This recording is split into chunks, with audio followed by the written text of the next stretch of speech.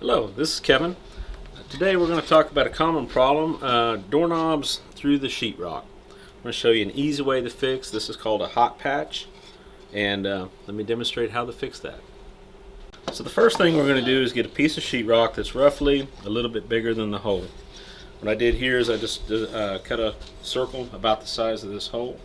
So what you're going to do is get your sheetrock with the paper side on here like this, and you're going to cut this out to fit around the hole.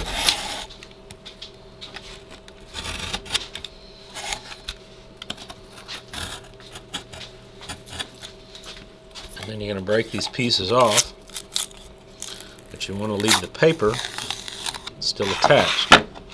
This is a handy process, so you don't have to have a backing back behind the sheetrock necessarily.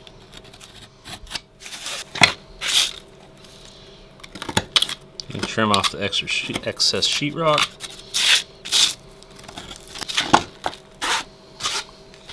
It just basically needs to be able to fit in the hole.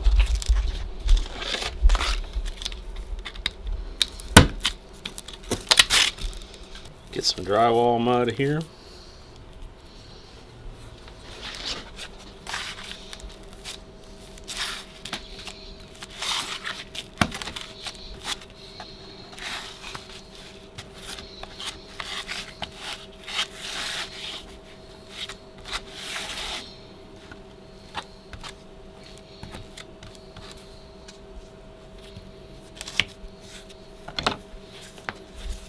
Once you have the patch in there, you're going to let the mud dry, and then we'll come back and put some finish coats on it.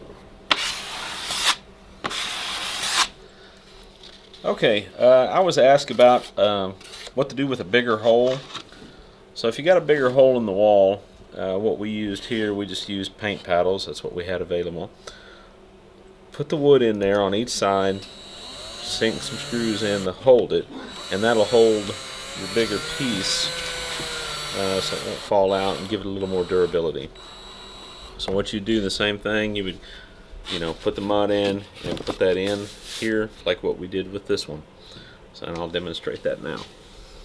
So you have your piece already set out, it's already cut out. So we're going to grab a little bit of drywall mud here and just put it around the hole like we did last time.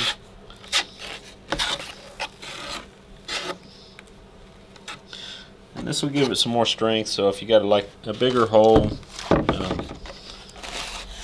where something's went through the wall or something, that'll give you a lot better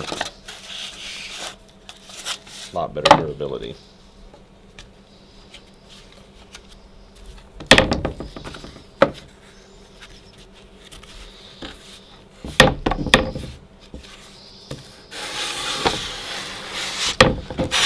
And we'll let that one dry like this one we did over there. So the patch we did here, we've allowed it to dry.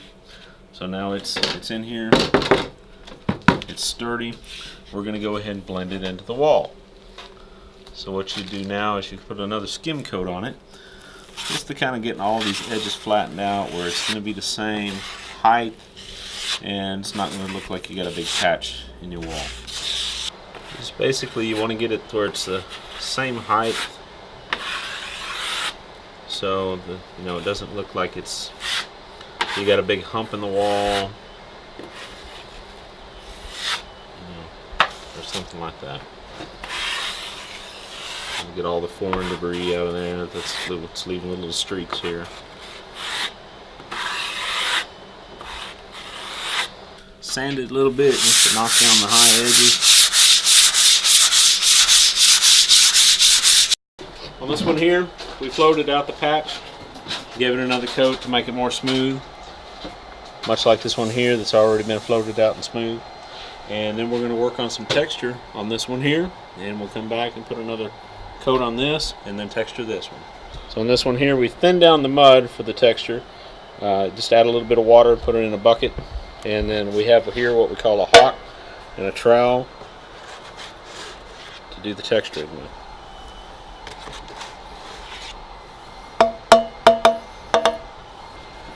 You just put a little bit on your trowel here.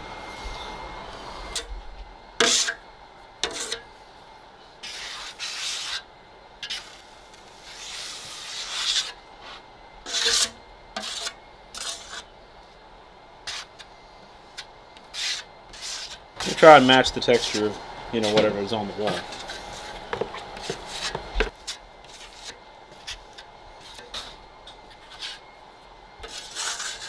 Okay, after we've done the texture on here, we're going to lightly sand it just to knock the high areas off, and then we're going to prime and paint it.